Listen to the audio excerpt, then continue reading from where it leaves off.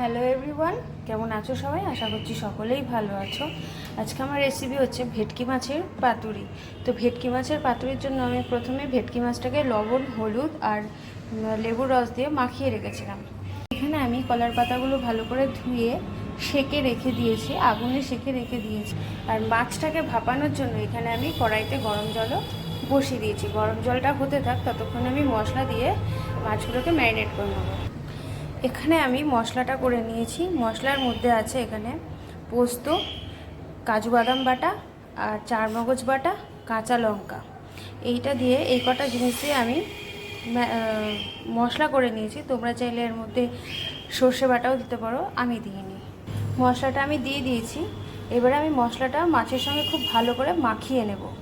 মশলাটা আমার মাখানো হয়ে গেছে, দিয়ে দিচ্ছি সর্ষের তেল। এখানে আমি অল্প করে দিলাম, আবার পরে আমি যখন এটাকে পাতায় মোড়াবো তখন একটু সর্ষের তেল দেবো। মাছটাকে আমি তেল দিয়ে ভালো করে মাখিয়ে নিয়েছিলাম মাছগুলোকে। এবার আমি কলার পাতায় মুড়ে নেব। তো আমি প্রথমে মাছটাকে কলার পাতায় রাখলাম, রেখে এবার দিয়ে দেবো ওপর থেকে মশলাটা দিয়ে দিয়েছি। দিয়ে দিলাম একটা কাঁচা লঙ্কা আর দিয়ে দিচ্ছি সর্ষের তেল কিছুটা। এবার আমি মাছটাকে মুড়ে নেব। এই যে সব মাছগুলোকে আমি করে নিয়েছি। এইবার মাছগুলোকে আমি ভাপে বসিয়ে দেবো। এখানে বসিয়ে দিয়েছি বড় একটা ছেঁকনি। এবার এই ছেঁকনির মধ্যে এই মাছগুলোকে দিয়ে দেবো। এই যে মাছগুলোকে আমি দিয়ে দিয়েছি। এইবার ঢাকাটা দিয়ে দিলাম। এবার 15 মিনিটের জন্য এটাকে হতে দেবো। এই যে আমার ভেটকি মাছের পাতুরিটা রেডি। আমি 15 মিনিট পর নামিয়ে নিয়েছিলাম। এইবার এটাকে আমি রেখে দিয়েছি রেস্টে।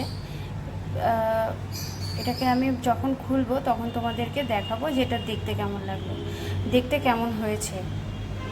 রেসিপিটা কেমন লাগলো অবশ্যই জানিও।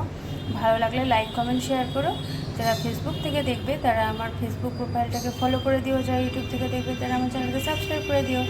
আমার চ্যানেল শুভ্রাস কিচেন সাবস্ক্রাইব করে দিও। আজকের মতন টাটা, দেখা হচ্ছে নেক্সট ভিডিওতে। মাছটা দেখতে ঠিক এরকম হয়েছে।